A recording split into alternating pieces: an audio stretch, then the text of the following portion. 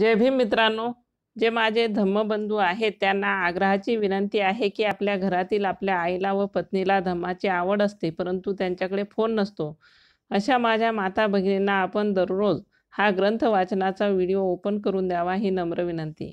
ज्यांना धम्माची आवड आहे पण वाचता येत नाही, किंवा वाचता येतं पण ज्यांच्याकडे वेळ नाही, किंवा ज्यांच्याकडे वेळही आणि ज्यांना वाचता पण येतं परंतु वाचनाचा कंटाळा येतो, अशांकरता मी हे चॅनल सुरू केलेलं आहे.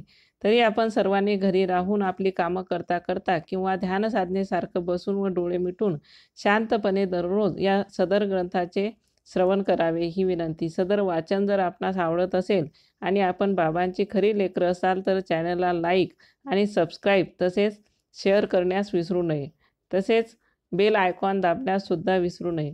संपूर्ण विश्वाला शांतीचा, समतेचा, ममतेचा संदेश देणारे शाक्यसिंह शाक्यमुनी, महाकारुणिक तथागत भगवान गौतम बुद्ध, भारतीय राज्यघटनेचे शिल्पकार, विश्वरत्न परमपूज्य बोधिसत्व डॉक्टर बाबासाहेब आंबेडकर, माता रमाई, माता भीमाई, माता महामाया, माता यशोधरा यासह संपूर्ण महामानवांना त्रिवार अभिवादन करते. मी विशाखा सावंत. मी माझ्या अरुणोदय या यूट्यूब चॅनलच्या माध्यमातून ऑडिओ क्लिपच्या स्वरूपात डॉक्टर बाबासाहेब आंबेडकर लिखित बुद्ध आणि त्यांचा धम्म या ग्रंथाचे संपूर्ण पठण व विश्लेषण करीत आहे. तरी सर्व धम्मप्रेमी, ज्ञानपिपासू, विचारवंत, उपासक, उपासिका व सर्व बंधू भगिनी यांनी समस्त मानवजातीला कल्याण दाखवणाऱ्या सदर ग्रंथाचे आपापल्या घरी सुरक्षित राहूनच श्रवण करावे ही विनंती. कालच्या भागामध्ये आपण बघितलं होतं नैतिकता. धर्मामध्ये नैतिकतेला काय स्थान आहे, तर धर्मामध्ये नैतिकतेला कोणतेही स्थान दिले गेलेले नाही. धर्माचे विषय आहे ईश्वर, आत्मा, प्रार्थना, पूजा, देव, यज्ञ, विधी, समारंभ हे आहेत. नंतर आपण बघितलं 5 धम्म आणि नैतिकता. धम्माला नैतिकता म्हणतात आणि नैतिक नीती म्हणजे धम्म आणि धम्म म्हणजे नीती. हे आपण समजून घेतलं पाहिजे की धम्मात जरी ईश्वराला कोणतेही स्थान दिले गेलेले नाही, तरी ते स्थान धम्मामध्ये नीतीने पटकवलेले आहे, म्हणजे चांगलं योग्य असं आचरण. नंतर आपण बघितलं 6 केवळ नैतिकता ही पुरेशी नाही, तर तिच्यासोबत पवित्र आणि सर्वव्यापक ती असली पाहिजे. प्रत्येक मानव समाजात प्राथमिक अवस्थेतील, प्रगल्भ अवस्थेतील किंवा काही वस्तू अशा अपवित्र मानल्या जातात आणि काही वस्तू ह्या पवित्र मानल्या जातात. तर समाजामध्ये ज्या वस्तू किंवा गोष्टी पवित्र मानल्या जातात, जेव्हा एखादी वस्तू ही पवित्रतेच्या सीमेमध्ये प्रवेश करते, म्हणजे पवित्रतेच्या अवस्थेला ती जाऊन पोहोचते, तेव्हा पवित्रतेच्या त्या सीमेचे उल्लंघन करता येत नाही, किंबहुना त्या सीमेला स्पर्शसुद्धा करता येत नाही आणि तसे करणे हे निषिद्ध मानले जाते. आणि या उलट जी समाजात वस्तू किंवा समजूत पवित्र नसते, पवित्रतेच्या क्षेत्राबाहेरची असते आणि तिच्या विरुद्ध जर आचरण केलं तरी चालते, म्हणजे अशा पवित्र नसलेल्या वस्तू अथवा समजुती त्यांच्या विरुद्ध वागताना मनात भय अथवा विवेक बुद्धीची टोचणी उद्भवत नाही. नंतर आपण बघितलं की फार प्राचीन काळी कोणीतरी असा प्रश्न उपस्थित केला की योग्य म्हणजे सर्वात अधिक समाजामध्ये धनसंपन्न असलेले तेच श्रेष्ठतम आहे का समाजामधले, की जो अत्यंत दुर्बल घटक आहे आणि त्याला जर संरक्षण देऊन वाचवले तर परिणामी समाजाचे हेतू साधावयाला तोच अधिक योग्य ठरणार आहे.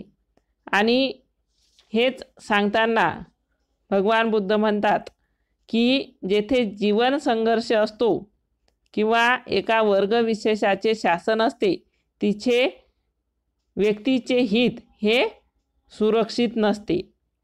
एखाद्या घटकात विभागलेल्या समाजातील म्हणजेच वर्गव्यवस्थेतील व्यक्तीला चित्ताची सुसंगती आणि अविरोधी भावना प्राप्त होत नाही. ती भावना प्राप्त करणे तेव्हा शक्य असते जेव्हा समाजात समान जीवन ध्येय असतात आणि समान जीवन आदर्श असतात. इथपर्यंत काल आपण बघितलं होतं. नंतर आपण बघितलं की भाग दुसरा, पारिभाषिक शब्दामुळे तात्विक भेद कसे लपून राहतात, त्यामधील पुनर्जन्म आणि त्यामधील पहिला पाठ आहे प्रास्ताविक. तर हे प्रास्ताविक आपलं झालं होतं. एक प्रश्न, भगवान बुद्ध पुनर्जन्म मानतात का, हा प्रश्न उपस्थित झाला आणि त्याचं उत्तर आपण बघणार आहोत.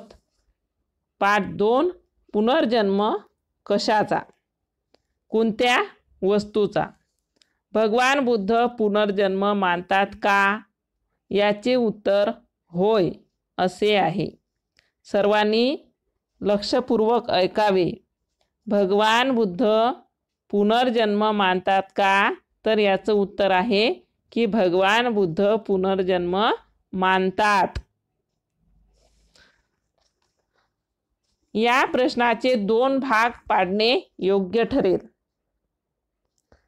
पुनर्जन्म कशाचा, कोणत्या वस्तूचा आणि पुनर्जन्म कोणाचा, कोणत्या व्यक्तीचा, असे 2 भाग पुनर्जन्माचे पाडलेले आहेत. अगोदर आपण बघणार आहोत पुनर्जन्म कशाचा. या 2 प्रश्नांचा एक एक प्रश्न वेगळा घेऊन विचार करणे बरे पडेल. पुनर्जन्म कशाचा या प्रश्नाचा आपण प्रथम विचार करू. या प्रश्नाकडे बहुधा दुर्लक्ष केले जाते. हे दोन्ही प्रश्न एकत्र केल्यामुळेच अतिशय वैचारिक गोंधळ उत्पन्न झालेला आहे. भगवान बुद्धाच्या मते माणसाच्या अस्तित्वाचे 4 घटक आहेत. पहिलं पृथ्वी, नंतर आप म्हणजे जल, तेज म्हणजे अग्नी आणि वायू. पृथ्वी, जल, अग्नी आणि वायू. प्रश्न असा आहे की मनुष्य देह मृत झाल्यानंतर त्याच्या ह्या 4 भौतिक घटकांचे काय होते. मृत शरीराबरोबर ते सुद्धा नाहीसे होतात का. काही लोक म्हणतात होय की हे सुद्धा नाहीसे होतात. भगवान बुद्ध म्हणतात नाही, हे जे 4 घटक आहेत ते घटक पदार्थ आकाशात जे समान पदार्थ सामूहिक रूपाने आहेत त्यामध्ये ते मिसळून जातात. भगवान बुद्ध म्हणतात की आकाशामध्ये जे समान सामूहिक पदार्थांचा जो घटक आहे त्या घटकामध्ये ते सामावून जातात. ह्या 4 घटकांचे आकाशात तरंगणाऱ्या व तेथे विद्यमान असणाऱ्या महाभूतांचे पुनर्मिलन होते. हे जे 4 घटक आहे ते आकाशात जातात आणि तिथे एका समूहामध्ये ते तरंगतात आणि ते तरंगतात तेव्हा तेथे विद्यमान असणाऱ्या ह्या महाभूतांचे पुन्हा पुनर्मिलन होते. तेव्हा एक नवा जन्म घडतो. पुनर्जन्माचा भगवान बुद्धांना अभिप्रेत असणारा अर्थ हा असा आहे. म्हणून भगवान बुद्ध म्हणतात की मी पुनर्जन्म मानतो. या नव्या जन्मातील घटक पूर्वीच्या एका विशिष्ट मृत शरीरातील काही घटक असू शकतील. हा जो नवा जन्म होतो त्यामध्ये पूर्वीच्या मृत शरीरातील काही घटक असतात. इथे आपल्याला एक गोष्ट लक्षात ठेवली पाहिजे की शरीर मरते, पण त्याचे जे हे 4 भौतिक घटक पदार्थ असतात ते सदैव उपस्थित राहतात, म्हणजे त्यांचा विनाश होत नाही. मनुष्य मृत पावला तरी त्याच्या शरीरातील हे अणु आणि परमाणु म्हणजे हे 4 जे घटक असतात ते कुठेतरी कायमच राहत असतात. ह्या अशा प्रकारच्या पुनर्जन्मास भगवान बुद्ध मानत होते. सारीपुत्त आणि महाकोठीत याच्या संवादात या विषयावर चांगलाच प्रकाश पडलेला आहे. असे म्हणतात की एकदा भगवान बुद्ध श्रावस्ती येथील अनाथपिंडकाच्या जेतवनरामात थांबलेले असताना स्थविर महाकोठीत आपले सायंकाळचे ध्यान संपवून सारीपुत्ताकडे गेले आणि त्यांनी सारीपुत्ताला आपल्या मनास व्यथित करीत असलेल्या काही प्रश्नांचे स्पष्टीकरण विचारले. त्या प्रश्नापैकी एक प्रश्न हा असा होता की महाकोठीत म्हणाला, ध्यानाच्या पहिल्या अवस्थेत किती गोष्टी, किती संयोजने दूर केल्या जातात आणि किती गोष्टी मागे ठेवल्या जातात, मागे राहिल्या जातात. सारीपुत्ताने उत्तर दिले, 5 गोष्टी दूर केल्या जातात आणि 5 गोष्टी मागे ठेवल्या जातात, मागे राहिल्या जातात. विषय वासना, दुर्बुद्धी, आळस, चिंता आणि शंका. विषय वासना, दुर्बुद्धी, आळस, चिंता आणि शंका ह्या 5 गोष्टी दूर केल्या जातात आणि निरीक्षण, चिंतन, उत्साह, समाधान आणि चित्ताची एकाग्रता हे आपल्याजवळ राहतात. पहिल्या अवस्थेमध्ये ह्या 5 गोष्टींना सोडून दिले जाते. विषय वासना, दुर्बुद्धी, आळस, चिंता आणि शंका. आणि ज्या 5 गोष्टी आहेत निरीक्षण, चिंतन, उत्साह, समाधान, संतोष आणि चित्ताची एकाग्रता ह्या 5 गोष्टी आपल्याजवळ ठेवल्या जातात. महाकोठीत पुढे म्हणाला, डोळे, कान, नाक, जिव्हा आणि स्पर्श ही 5 इंद्रिय घ्या. त्यांचे विषय पृथक आणि क्षेत्रसुद्धा पृथक आहेत. प्रत्येक एक इंद्रिय दुसऱ्या इंद्रियांपेक्षा वेगवेगळे आहे आणि स्पष्ट रूपाने भिन्न आहे. त्यांचे अंतिम आधार, त्यांचे अंतिम अधिष्ठान हे कोणते आणि ह्या 5 इंद्रियांचे विषय आणि त्यांची क्षेत्र यांचा उपभोक्ता कोण आहे? सारीपुत्ताने उत्तर दिलं की या 5 इंद्रियांचा उपभोक्ता हे मन आहे. महाकोठीत यांनी पुढील प्रश्न विचारला की हे 5 इंद्रिये कशावर अवलंबून आहेत? सारीपुत्त, चेतना आणि जीवित जे इंद्रिय आहेत त्यावर अवलंबून आहे. महाकोठीत चेतना कशावर अवलंबून असते? माणसामध्ये चेतना, विज्ञान हे कशावर अवलंबून असते? सारीपुत्ताने उत्तर दिले की चेतना ही उष्णतेवर अवलंबून असते. महाकोठीत प्रश्न विचारला की उष्णता ही कशावर अवलंबून असते? सारीपुत्ताने उत्तर दिले की उष्णता ही चेतनेवर अवलंबून असते. महाकुठिताने प्रश्न विचारला, तुम्ही म्हणता उष्णता चेतनेवर अवलंबून असते आणि चेतना उष्णतेवर अवलंबून असते. याचा खरोखर अर्थ लावायचा तरी कसा? तेव्हा सारीपुत्ताने उत्तर दिले, मी तुम्हाला एक उदाहरण देऊन स्पष्ट करतो. ज्याप्रमाणे दिव्याचा प्रकाश ज्योतीचे दर्शन घडवतो आणि ज्योतीमुळे आपल्याला प्रकाश मिळतो, प्रकाश उद्भवतो, त्याचप्रमाणे उष्णता ही चेतनेवर व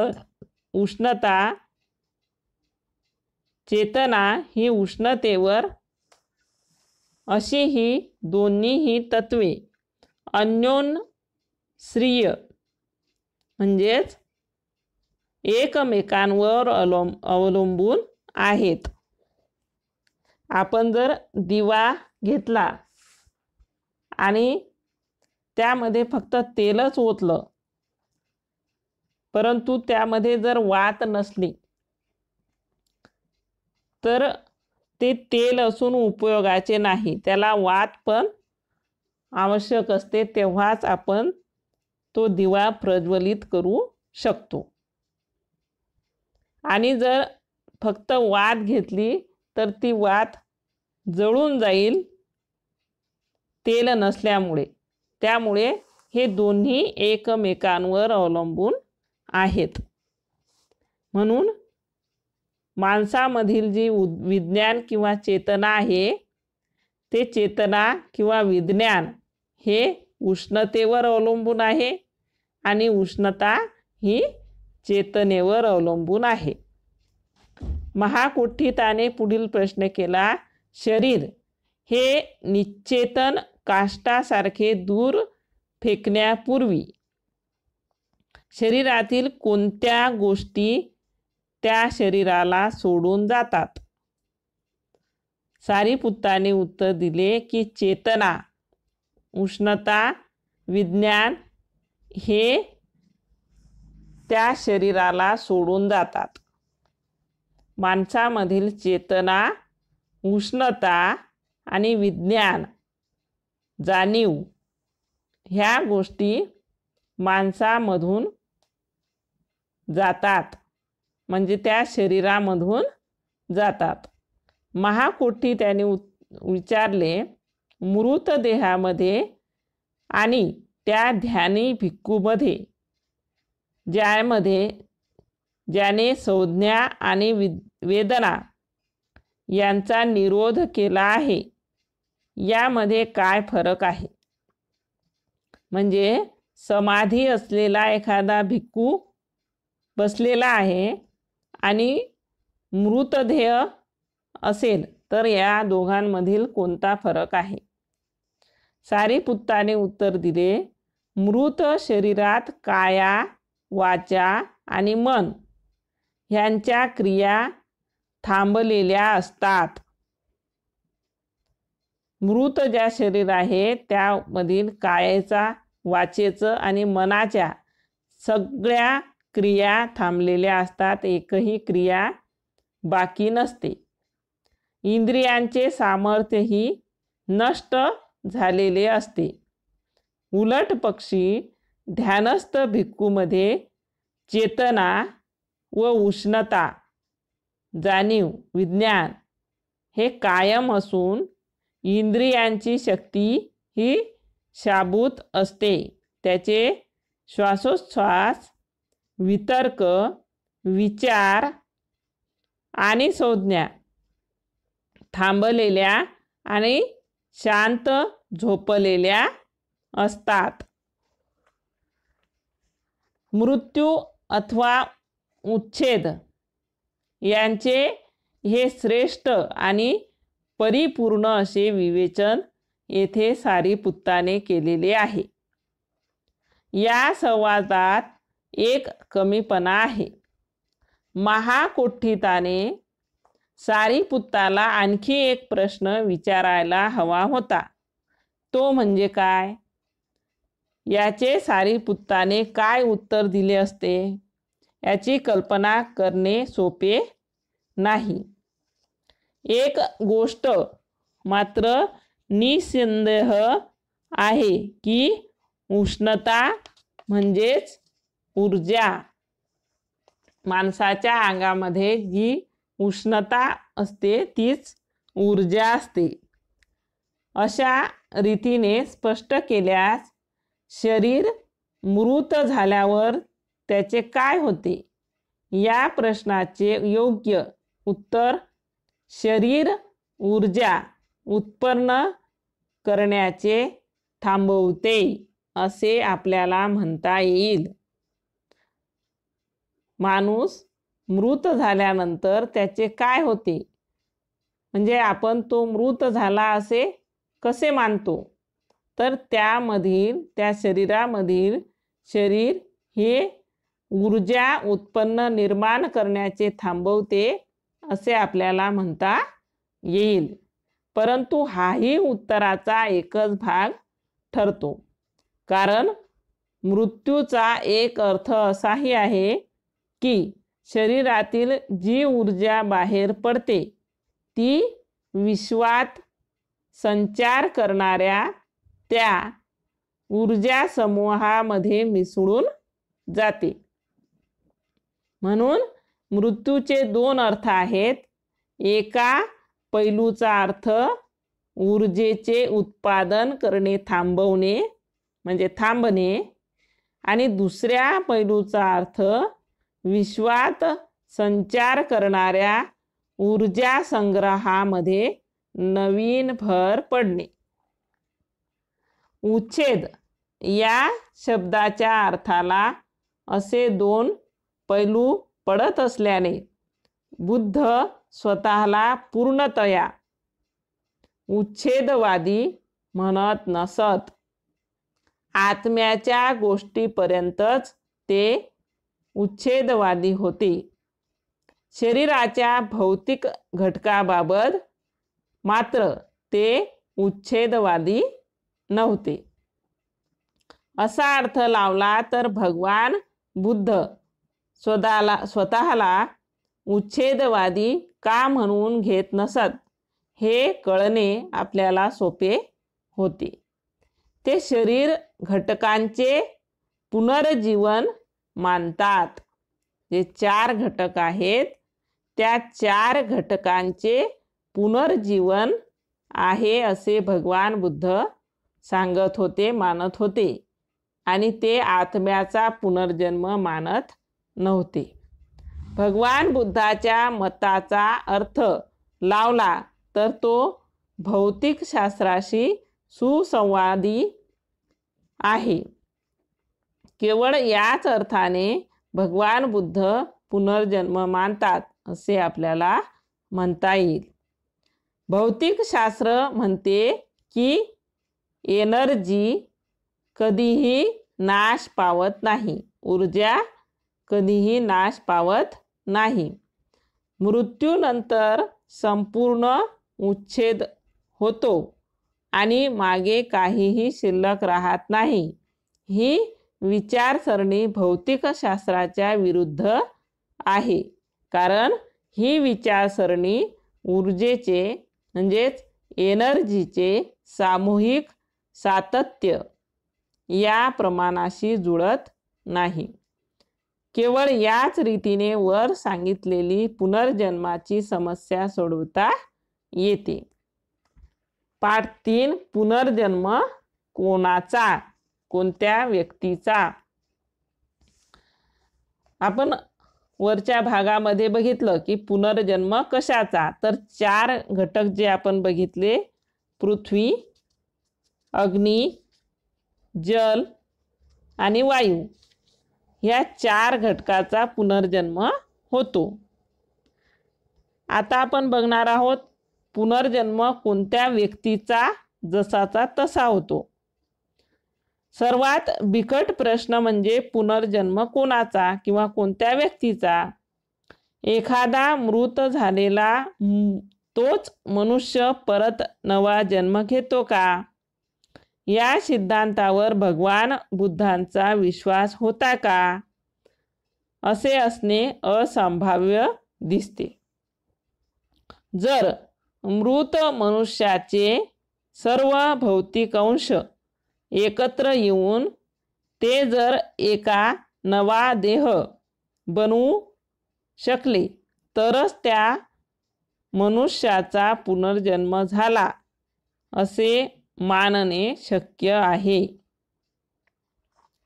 म्हणजे जर एखादा मृत मनुष्य आहे आणि त्याचे सर्व जे भौतिक अंश आहे, हे चारही घटक आहे, त्या चारही घटकांनी नवा देह ते बनवू शकले तरच त्या मनुष्याचा पुनर्जन्म झाला असे मानणे शक्य आहे. आणि हे देखील शक्य नाही, कारण भौतिक तत्वे जरी एकत्रित आली तरी त्याला चेतना राहणार नाही. जर नवा देह वेगवेगळ्या मृत मनुष्याच्या वेगवेगळ्या भौतिक अंशाच्या मिश्रणांनी बनत असला तर पुनर्जन्म शक्य आहे, परंतु तो त्या एकाच मृत मनुष्याचा पुनर्जन्म असू शकत नाही. भिक्खुनी खेमा हिने हा मुद्दा राजा प्रसेनजित याला चांगला स्पष्ट करून सांगितलेला होता. एकदा तथागत श्रावस्ती जवळील अनाथपिंडकाच्या जेतवनरामात राहत होते. त्या समयी कोशल जनपदात परिभ्रमण करून भिक्खुनी खेमा ही श्रावस्ती आणि साकेत ह्या नगरांच्या दरम्यान असलेल्या तोरणवथूमध्ये राहत होती.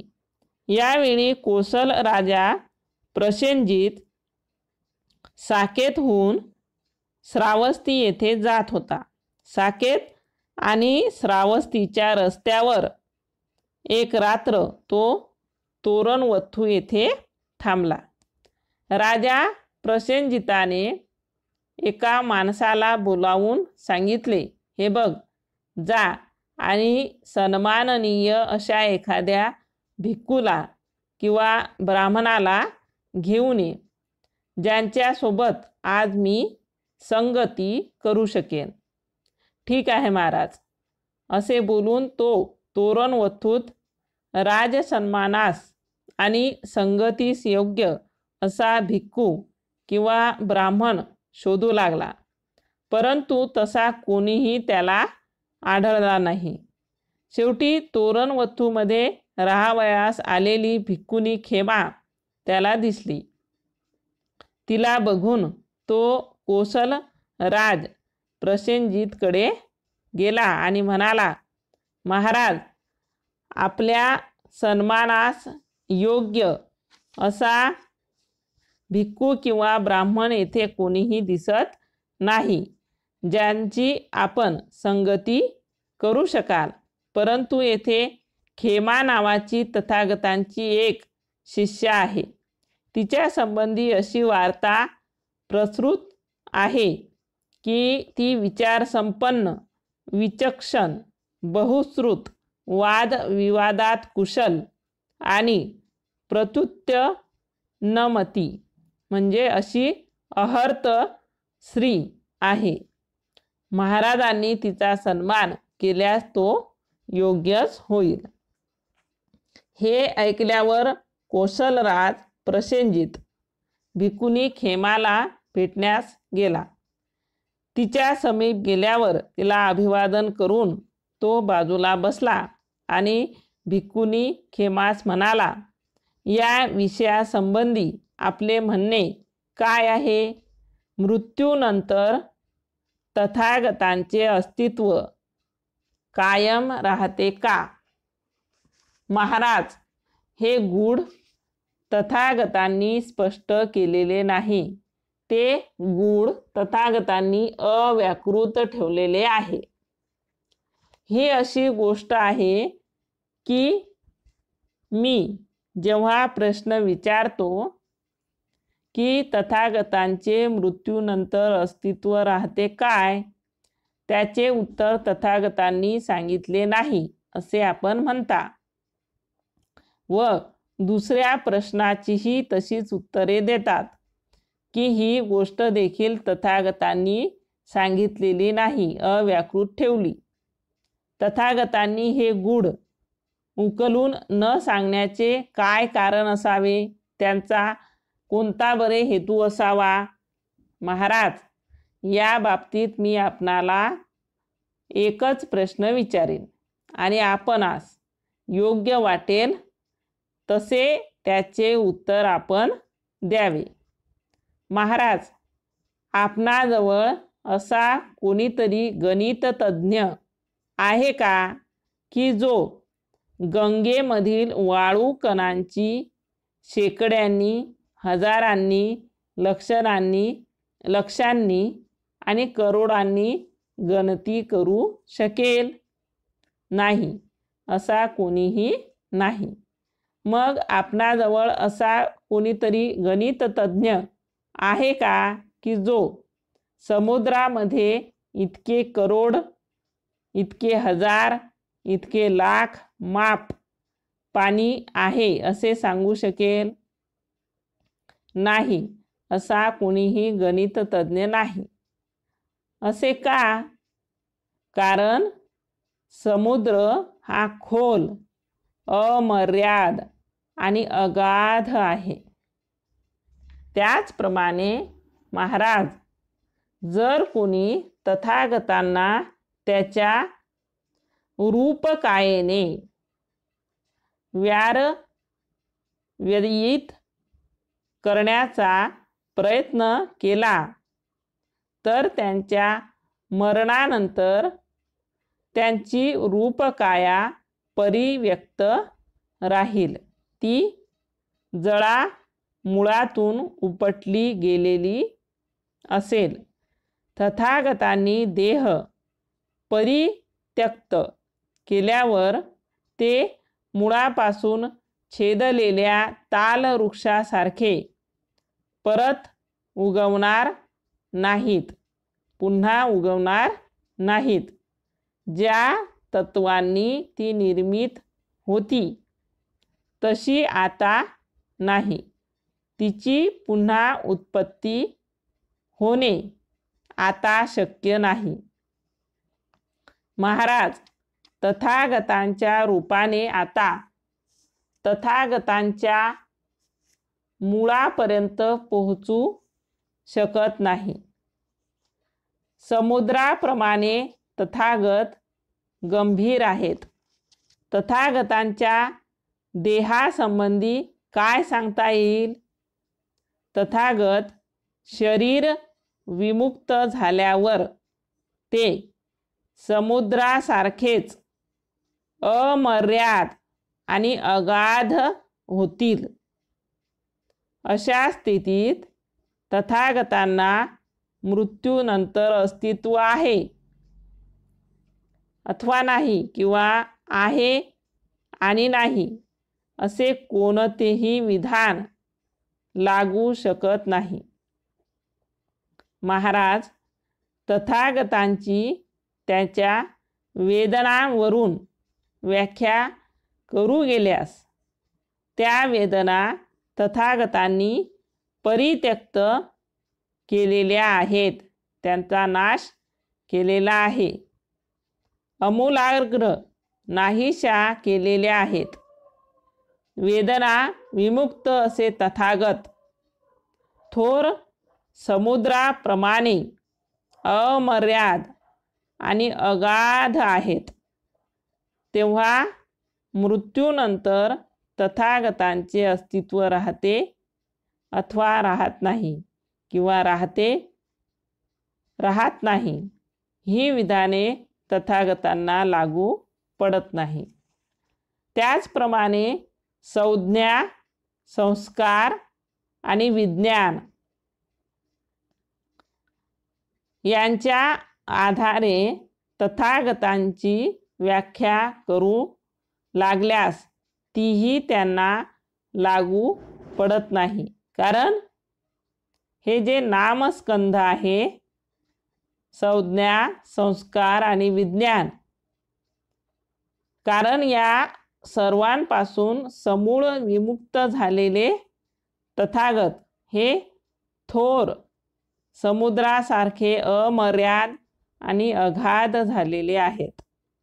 तेव्हा मृत्यूनंतर तथागतांच्या अस्तित्वासंबंधी अथवा अस्तित्वासंबंधी विधान त्यांना लागू पडत नाही.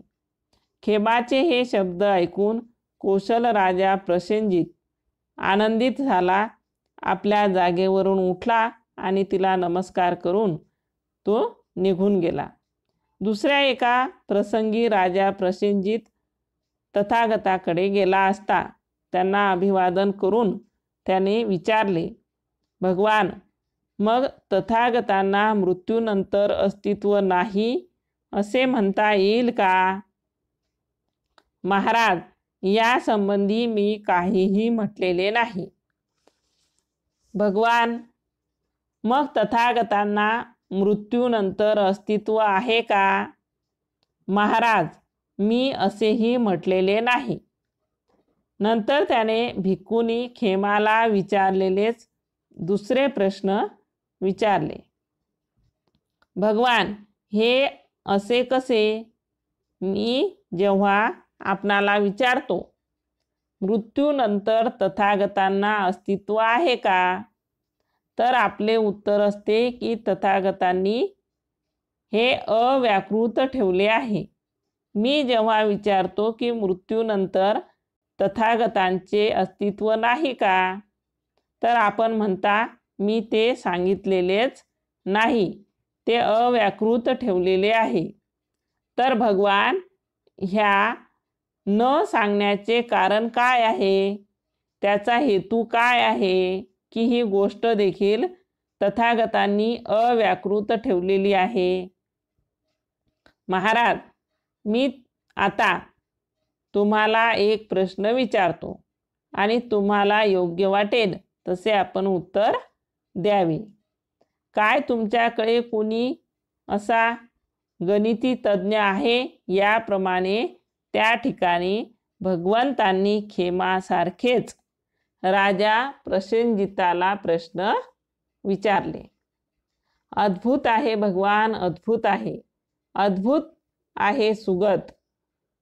ही खरोखर आश्चर्याची गोष्ट आहे की शास्त्याने आणि श्राविकेने दिलेली उत्तरे अर्थशः आणि अक्षरशः समान आहेत, सुसंवादी आहेत, सुसंगत आहेत आणि उच्चतम असे आहेत.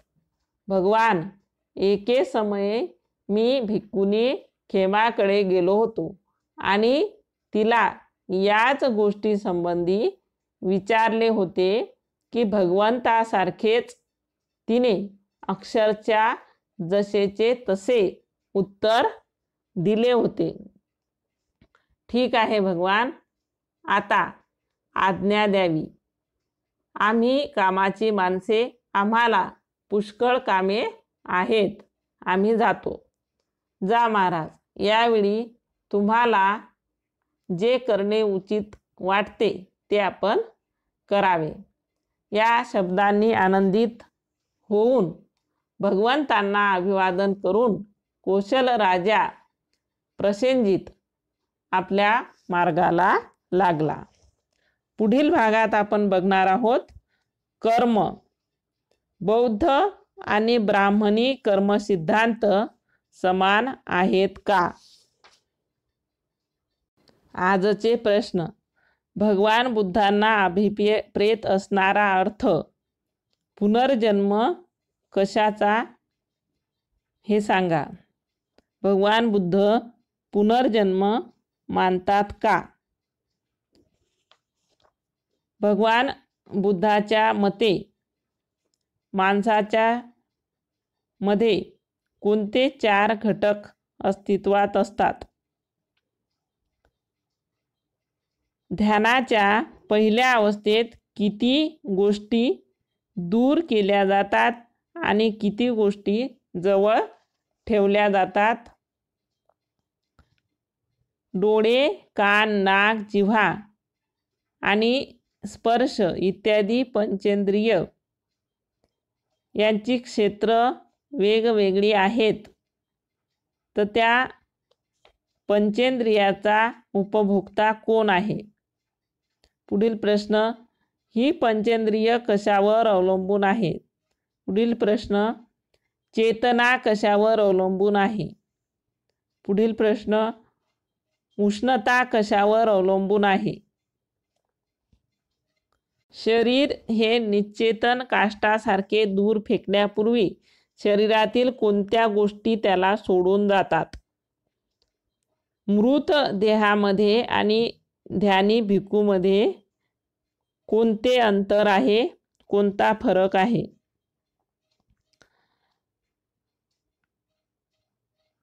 उष्णता म्हणजे काय?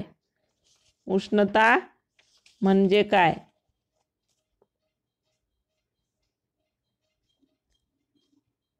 राजा प्रसेनजिताला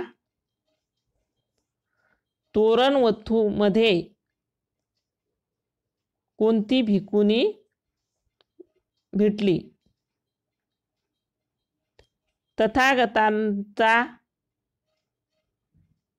पुनर्जन्म आहे का? तथागतांचे अस्तित्व मृत्यूनंतर शिल्लक राहते का? तथागतांना मृत्यूनंतर अस्तित्व नाही का? आजचे प्रश्न एवढेच. जय भीम, जय बुद्ध, जय भारत.